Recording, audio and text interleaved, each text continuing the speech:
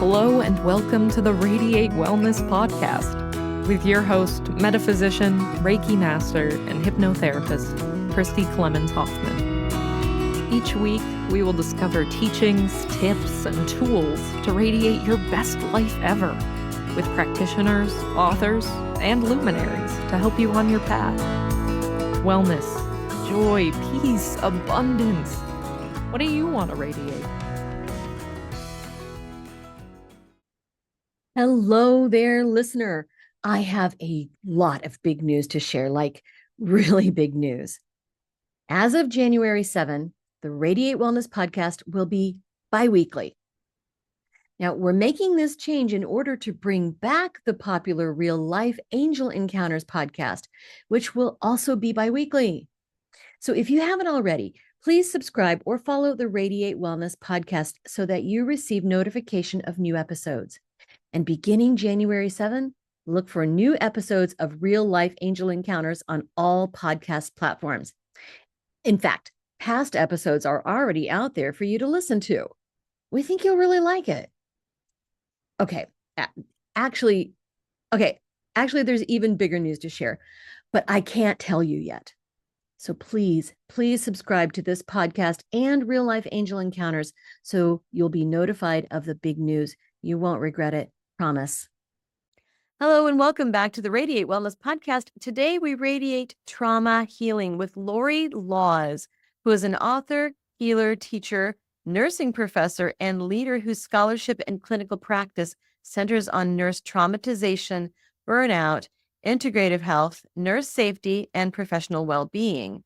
In her role as an integrative nursing professor, colleagues refer to her as a master teacher, while students dub her as humanities nurse. Dr. Lorre helps nurses and healthcare professionals recover from trauma and burnout so they can thrive in their practices instead of just surviving them. As nurses heal together, they can require system changes as they usher in the Nursing 2.0, a new paradigm that prioritizes nurse safety and professional well-being. Lorre has also written a new book called Nursing Our Healer's Heart, a recovery guide for nurse trauma and burnout. This is such a timely topic. Thank you for joining me today, Lorre. I am so happy to be here. What a beautiful community you've created. Thank you. I think so too.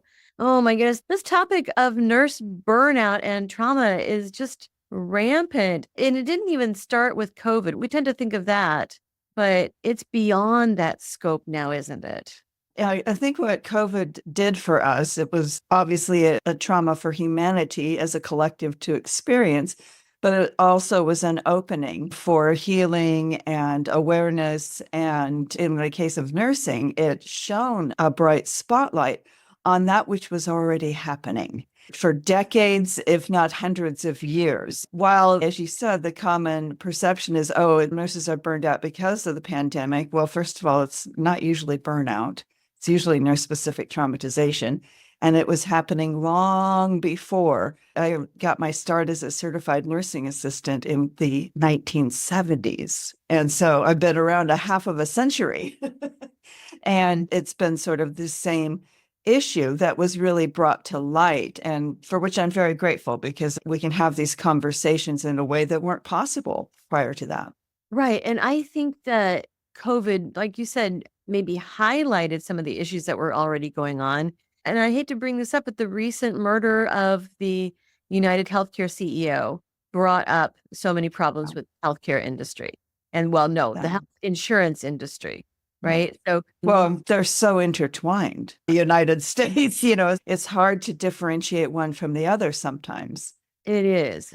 Our healthcare system, I think, is just hopelessly broken, quite honestly. I concur with your assessment.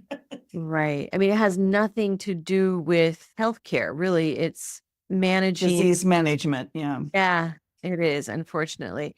And it's sad that it takes something so shocking and so traumatic to make us notice what's going on. Yeah. And then we have kind of the mainstream media, not to rain on anybody's parade, but there is a lot of bias. There's a lot of bias in mainstream media, which is why it's so important to have podcasts and these conversations of real people who are really doing the work, who are really present in these settings and can really bring that really personal perspective, the lived experience, rather than kind of a spin doctor approach to reporting, which doesn't always happen, but happens.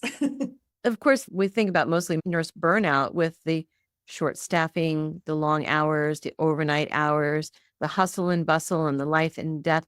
Does it go beyond that? It goes so beyond that. And kind of like the cliff notes of my story was that long before the pandemic, my clinical practice is an integrative nurse coach. And so I was working with nurses who were experiencing what we thought was burnout. And the evidence base around burnout syndrome, which was a term that was coined in the 1970s, hasn't been updated. And so even if you look at the World Health Organization's definition of burnout, they say it's occupational stress that's not being effectively managed. Now, that is blame the victim gaslighting language from the perspective of the nurses. And then it goes on to say that the symptoms are just really work symptoms, as if we have a different nervous system and a different vagus nerve and a different body that we use at work. And then we swatch out of that body at the end of the day and go to another body. Right. And so I started really getting curious around why hasn't anything shifted? Why in 50 years that I've been around are nurses still struggling with this quote unquote burnout phenomenon? And so I started doing a lot of research because in my role as a university professor, that's part of our responsibilities to ask these types of questions and go find answers to these types of questions. And so I started really looking at what's the difference between burnout and nurse-specific traumatization, occupational related, because it's not just nurses. I'm talking to physicians, allied health professionals, mental health professionals, and they're not just limited to healthcare. It's really helping professionals. So if we could have these conversations for educators, we could have these for law enforcement. So it's really kind of this real system issue that we have. But I'm a nurse scholar, so I started there and found when I did my symptom cluster analysis that there was considerable overlap between burnout symptoms and trauma symptoms. And that was like, okay, that was my light bulb moment. I'm like, we need to go further down the rabbit hole and look deeper. Oh my goodness. So when you talk about this overlap, what are these symptoms that we might Well, yeah, they occur in different domains. So, of course, the physical domain, the mental, cognitive, the emotional, the relational, the behavioral, and the existential. Right. So impacts, it underpins a good number of chronic conditions, unintegrated trauma. This is for the general public. And we as healthcare professionals don't have tools to even assess for unintegrated trauma. And even we do have a tool that assesses for trauma, but it doesn't capture a lot of the things. And even if we have the tool, there's not time in the encounter with the patient to even do the assessment, right? I mean, when was the last time someone asked you in a healthcare setting a little bit about your trauma history and how that might be affecting your health? So when you say trauma, I mean, I think I know what that means, but what does that mean? It means, and I love Gabor Mate's definition, is trauma is what happens inside of us as a result to what happens to us. Right. And so it's how our body responds to stress that exceeds our capacity to manage at the moment that the trauma occurs. Right. There's kind of two classifications, if you will, of trauma. And I'm talking about Dr. Karen Foley's middle range theory for nurse psychological trauma, for those of you out there who are interested in such things. And she did a beautiful job of breaking it down into individual traumas that every person on the planet experiences. So this could be an individual trauma, like you're in a car accident. It could be a chronic trauma, like as the case was me. I was living in a house that I didn't know had toxic mold, and I almost died over a 20-year arc. So that would be an example of a chronic trauma to the organism. Then there's complex traumas, which are kind of any combination of what we're talking about. And then there's the adverse childhood events, of which there are many that I think most of us are familiar with. and then neglect and abuse of all sorts. So that's sort of the spectrum or the classifications, if you will, of individual traumas. But then we look at what is happening to a helping professional at their workplace. And I kind of frame this as the trifecta of trauma. So at the bottom of the trifecta is the individual traumas that we just talked about, the ones that kind of come with being a human. And if we have the people and the resources that we need at the time the trauma occurs, then we can fully integrate it and heal. If we don't, then we have what's known as partially integrated trauma that gets stored in the body. I know you've had many guests talk about this. It gets stored in the muscles, in the fascia, which is where I hold a lot of my own trauma history, neuroplexes, and skin. And so all of us embody some degree of unintegrated trauma, which in my work, I call it unhealed bits of wisdom, because that trauma lies dormant until conditions are favorable for healing. And then it will emerge to complete. And we don't get to pick what that is.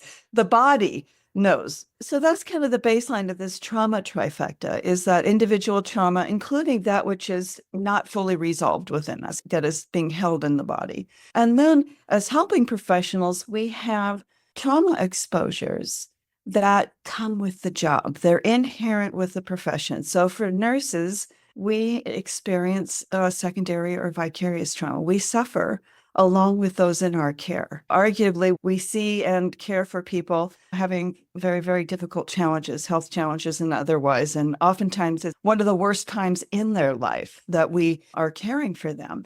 But we get some training, at least one PowerPoint slide, as to managing that, as well as we get some training as helping professionals, first responder type people, on disasters. So if there's a major flood or an earthquake in the area, we know how to help people in the collective navigate that. The first part of the trauma trifecta is this individual trauma that we all endure. And then is the unavoidable. It's unavoidable trauma exposure that comes with our profession, comes with the role. But what's driving nurses and helping professionals from the profession in droves is the next layer, which is the avoidable trauma exposure.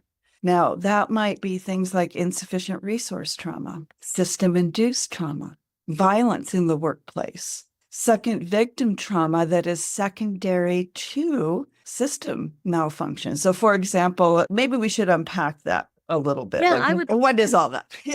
Yes, I'm not familiar with this, but I have to jump in here and say this reminds me very much of an interview I conducted, I think in 2018, with Lisa Adams, who wrote a very, well, maybe not a similar book, but something along the lines.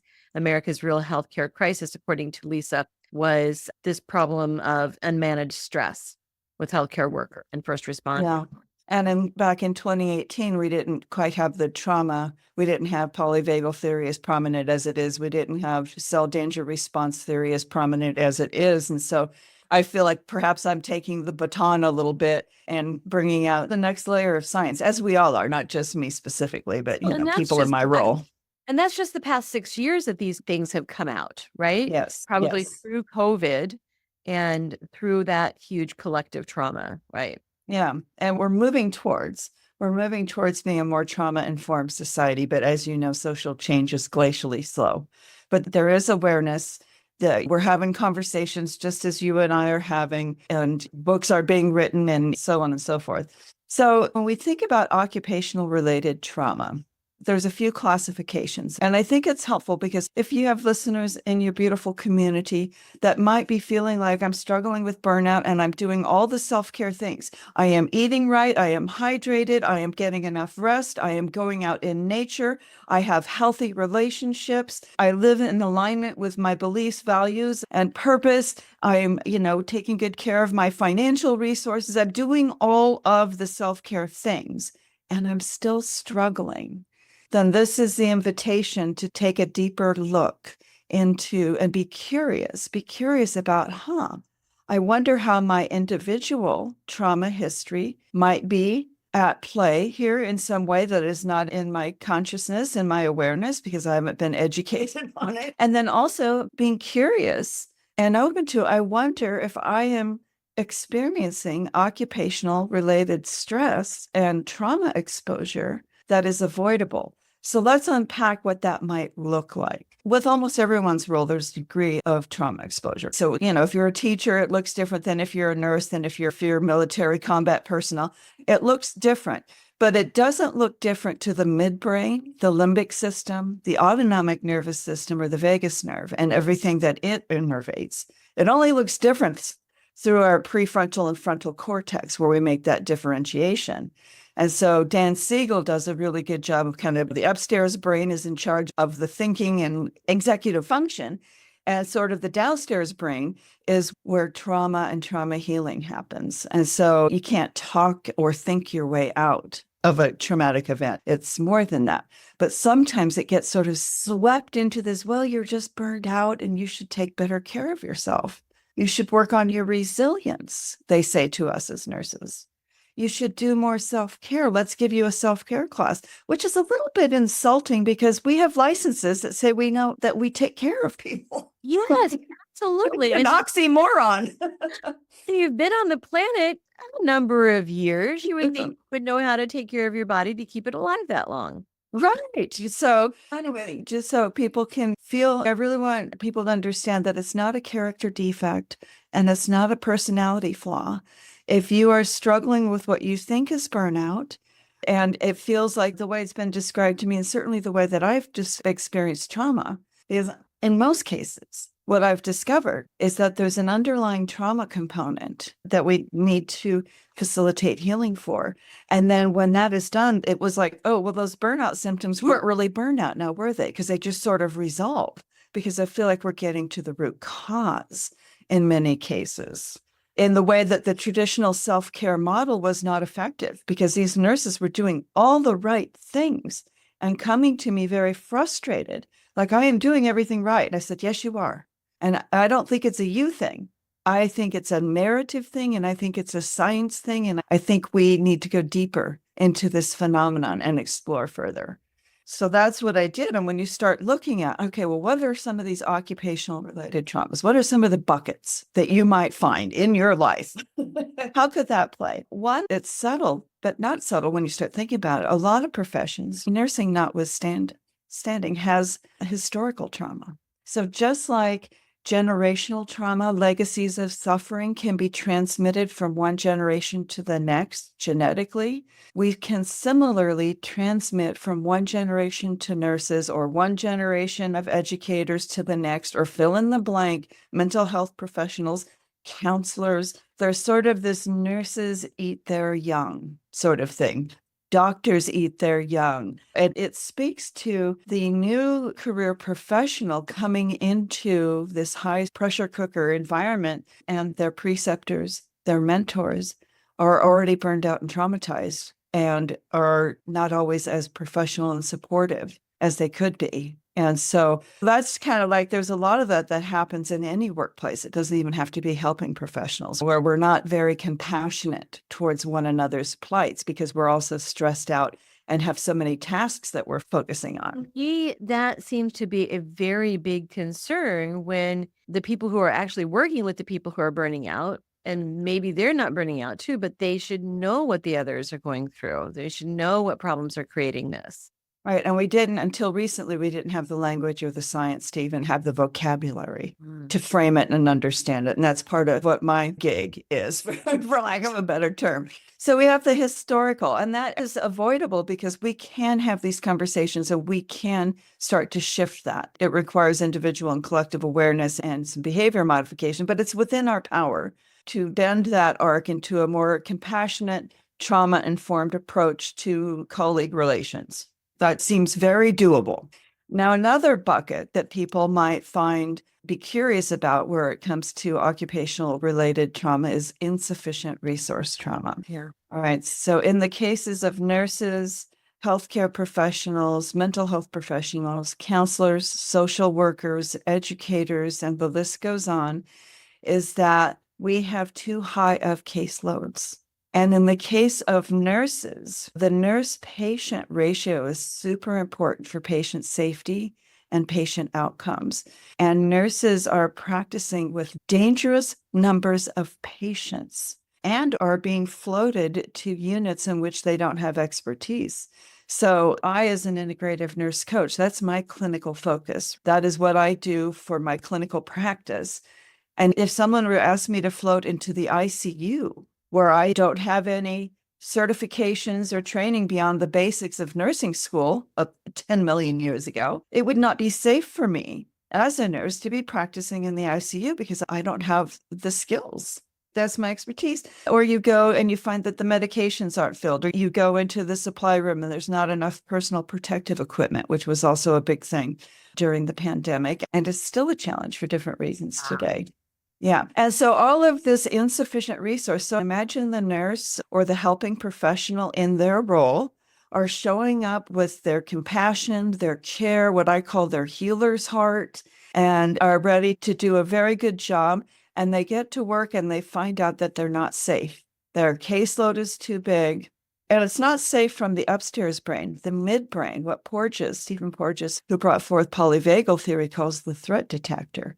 The threat detector goes online. It's like 8 patients is like 3 too many for what what is safe here for everybody. And so then we kind of go into our, flight or flight and so forth. So this insufficient resource trauma is a bucket that some of your listeners might find themselves in, and it has profound impacts, which we can unpack in a moment if it's of interest, about how that impacts the body and the other wellness domains, which we were starting on. We can circle back to that. And then another bucket is violence, workplace violence. Now, this could be physical. It could be bullying, it could be gaslighting, it could be workplace incivilities.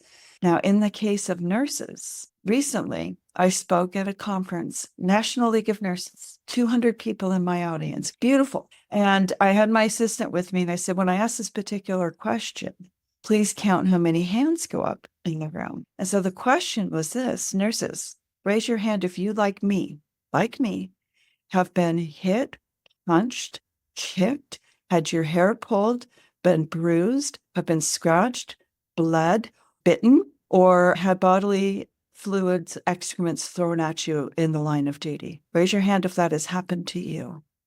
My assistant could only count the hands that did not go up. 190 out of 200 nurses that day said, yes, one or more of those things has happened to me. And it's just not okay. So bullying too happens, and workplace incivilities happening, gaslight happenings. And so that's kind of all lumped into the workplace violence bucket, if you will. Right. Is that the patients doing this violence against them or fellow workers, colleagues?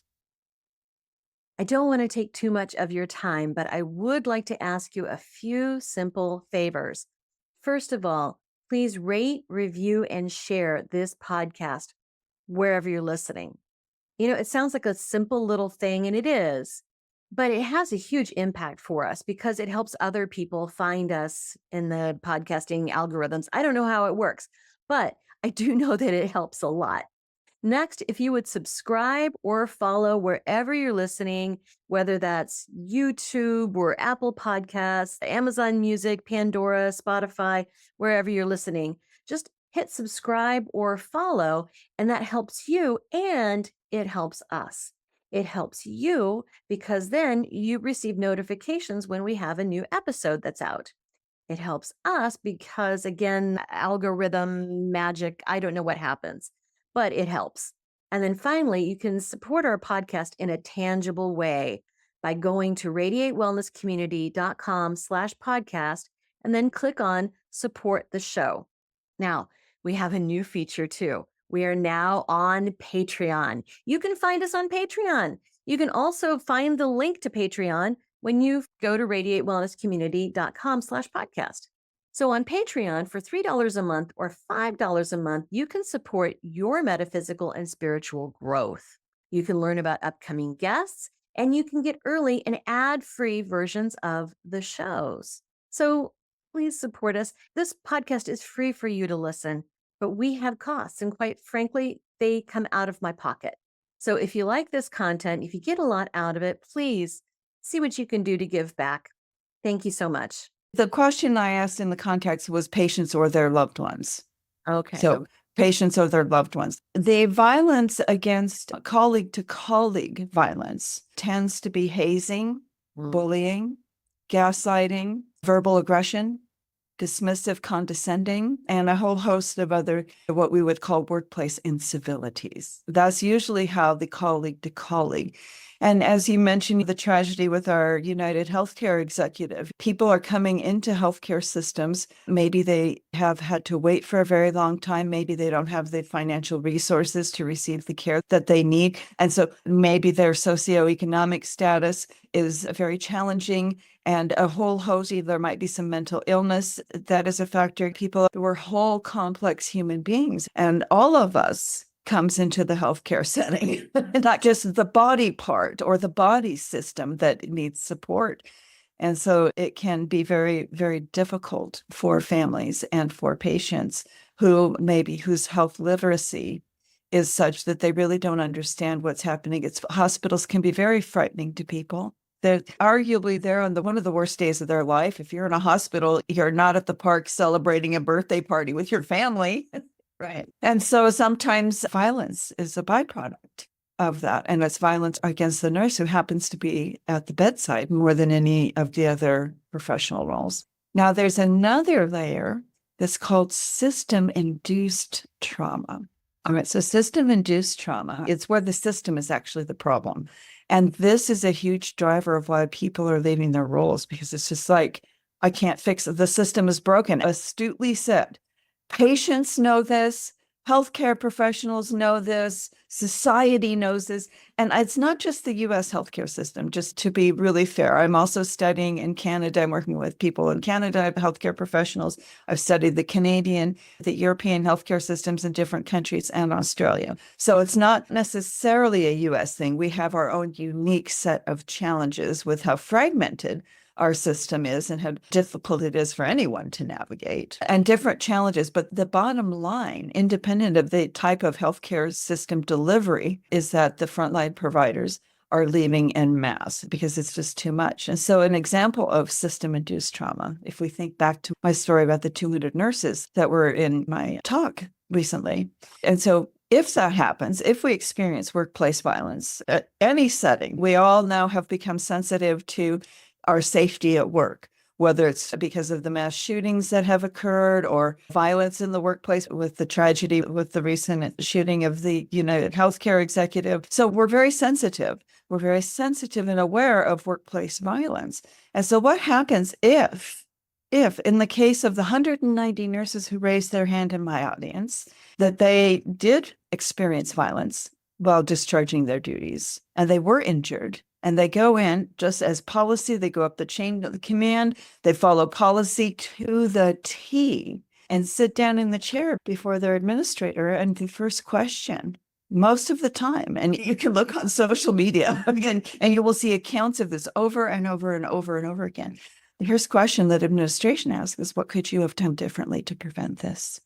Now, we have a worker who's just been physically assaulted. Wow. And is being gaslighted and blame the victim. And so that's an example of system-induced trauma. That was adding trauma on top of trauma.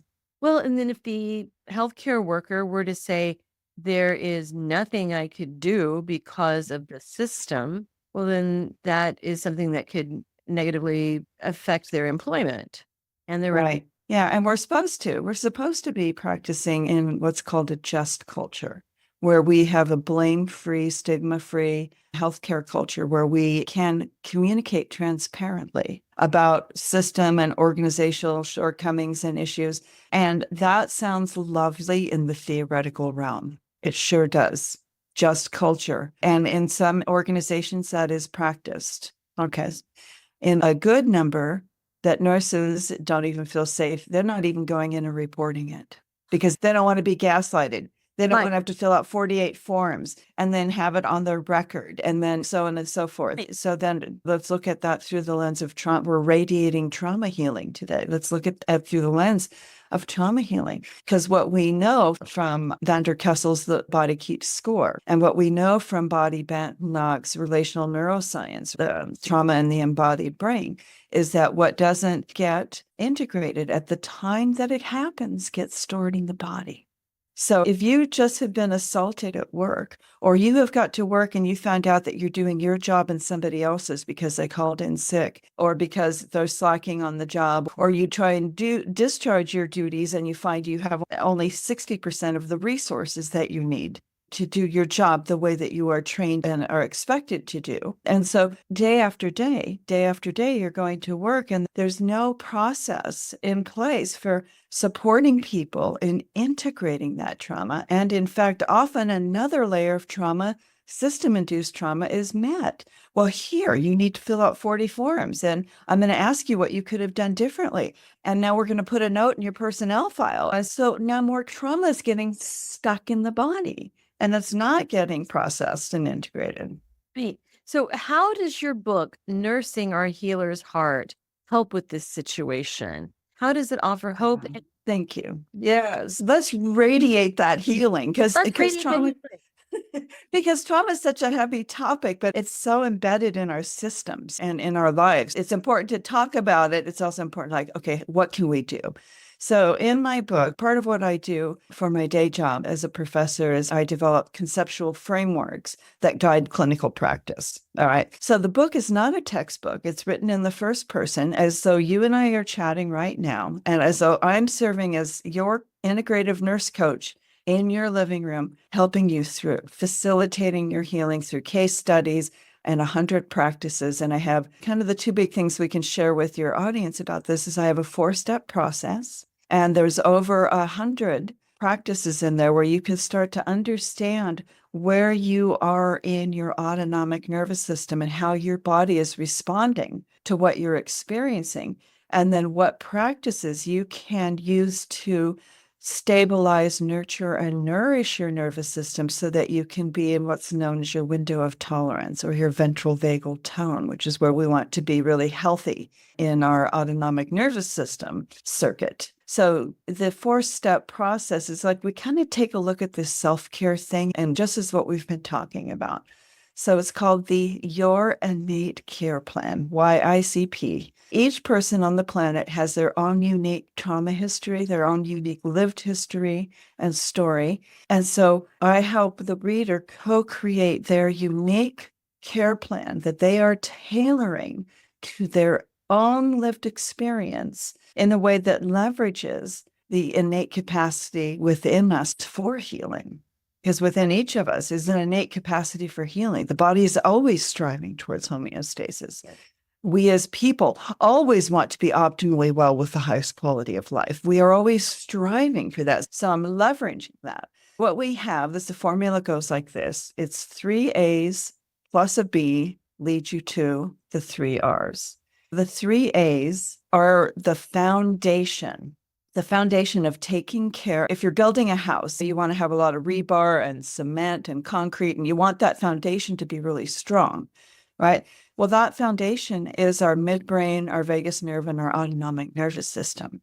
We want to nurture and nourish that. So instead of starting with the usual self-care things like my nurses were doing, and I'm doing all the things and I'm not getting better, I'm like, well, then let's go down to the foundation and let's see what we can do there. And so the first A is becoming aware. And so you and I are starting that conversation today. And the awareness is also about being aware of how your body is responding in terms of its autonomic nervous system and the vagus nerve responses. So being aware of that, then you have a roadmap as to what you can do to help yourself. But without that awareness, it all starts with yeah, it all starts with awareness. And then the second A is attending.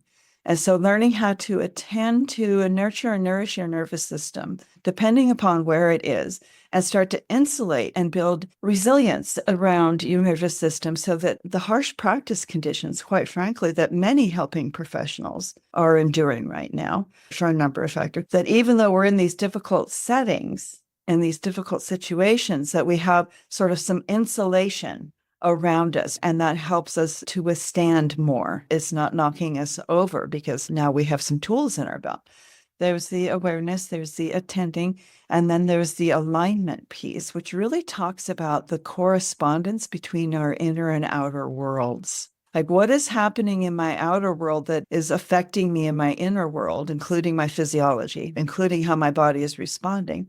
Or conversely, what is happening in my inner world that is affecting how I am in my outer world? Because a lot of times there is a mismatch, there's incongruence between our inner state and our outer reality.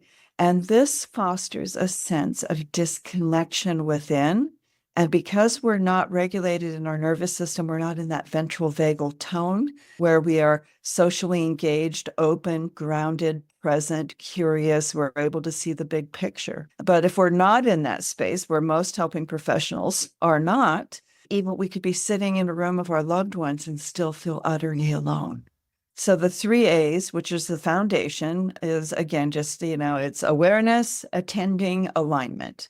And then the B piece is balance, which is all the self-care things that we already know. All right. We don't need to unpack all those because we all know to eat, hydrate, sleep, have healthy relationships, take good care of our resources, and live in alignment with our beliefs, values, and purpose to the best of our ability. But most people start there on the outside. I'm going to do this external thing. I'm going to do all of these things. I'm going to get a new trainer at the gym, or I'm going to take a spa day, or I'm going to go for a hike out in nature. Do all of those things.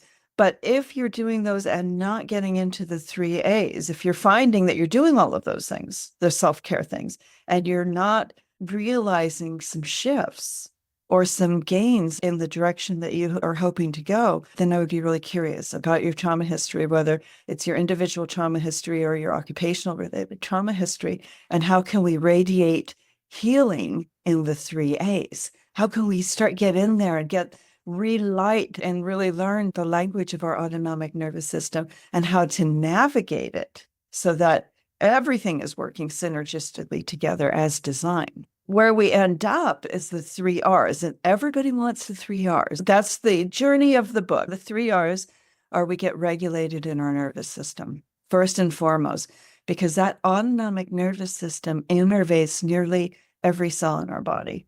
Every bodily system, we could say, without hesitation, right, is innervated by the autonomic nervous system.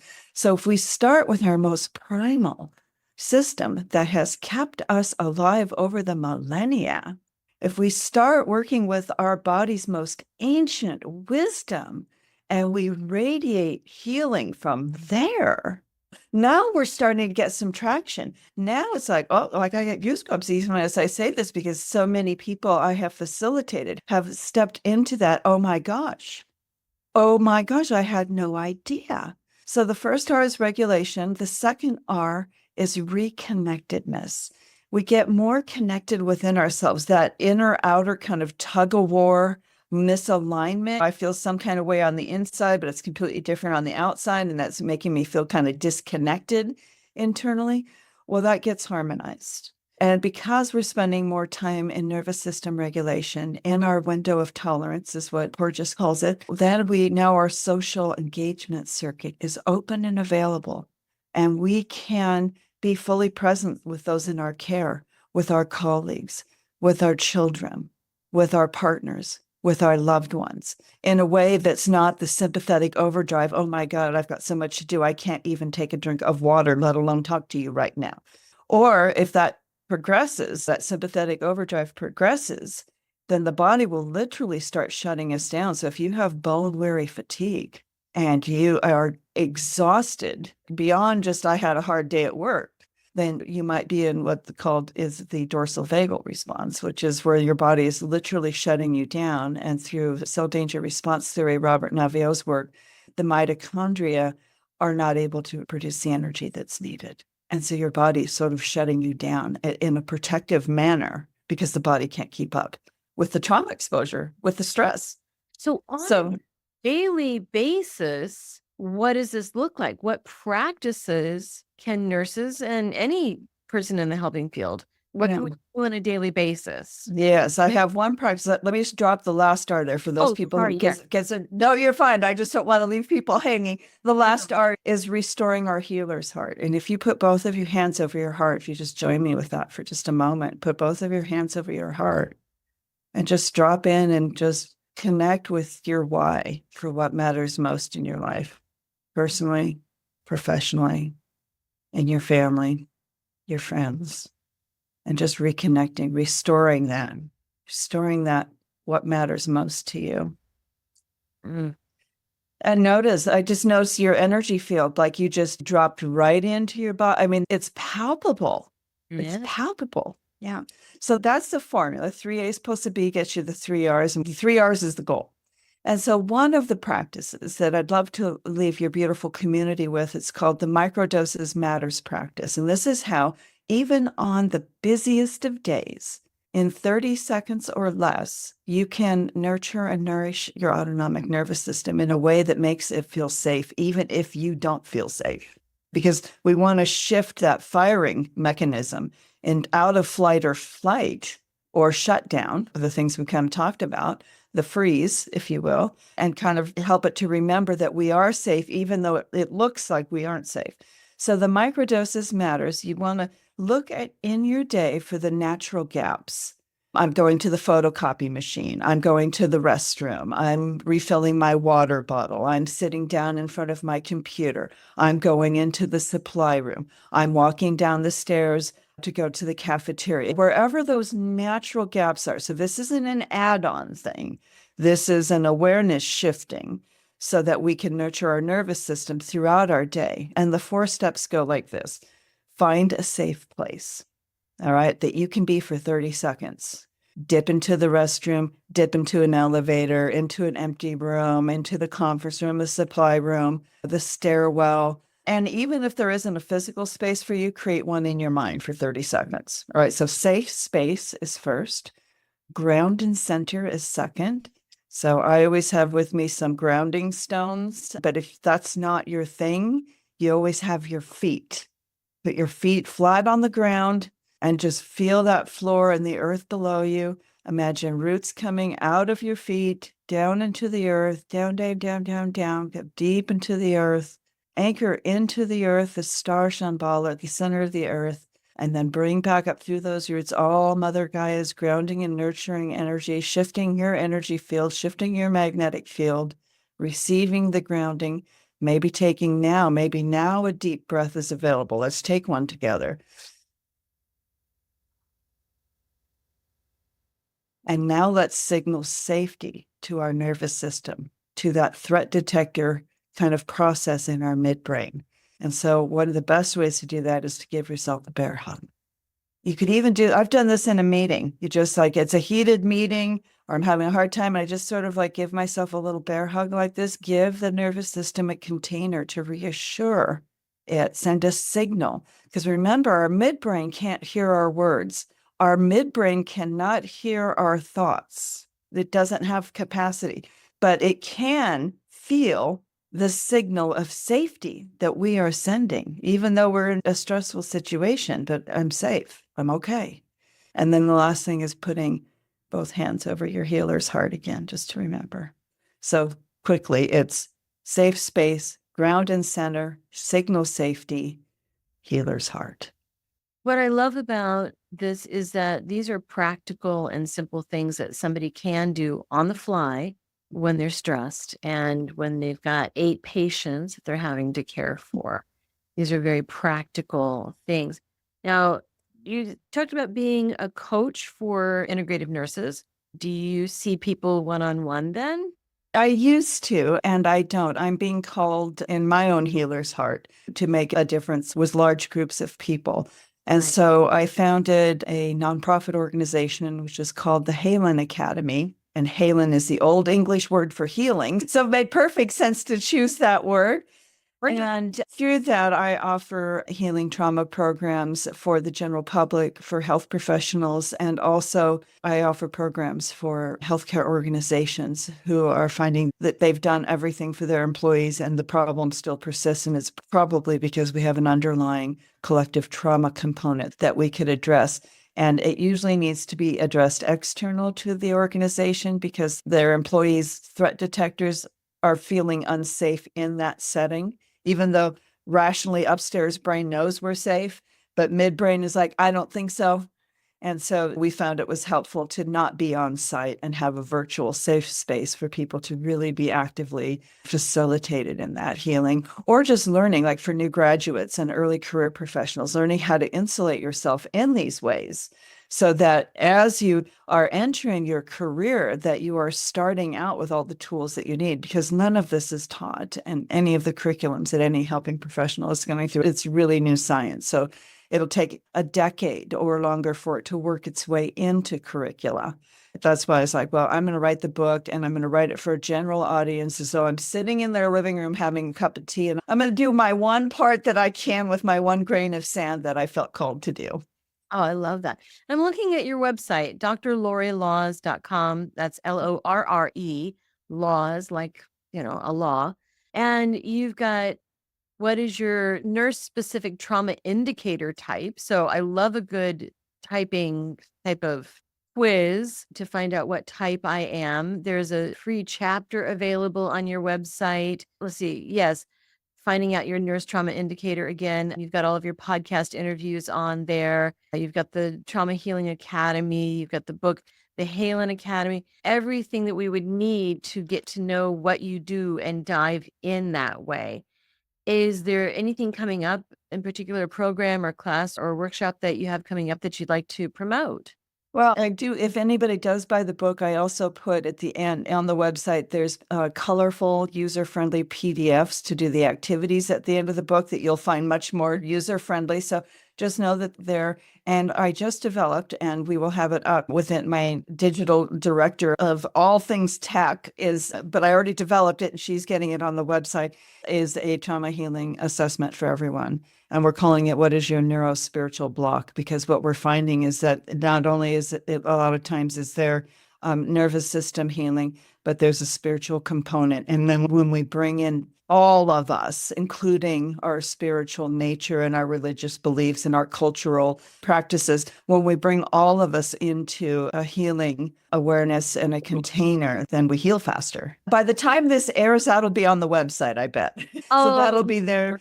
Yes. And then we have the Academy for anyone who would like to be facilitated in their healing through trauma or learning how to protect yourself and insulate yourself from the challenging situations that you're finding. Then we do have that 12-week program and it's open to everyone.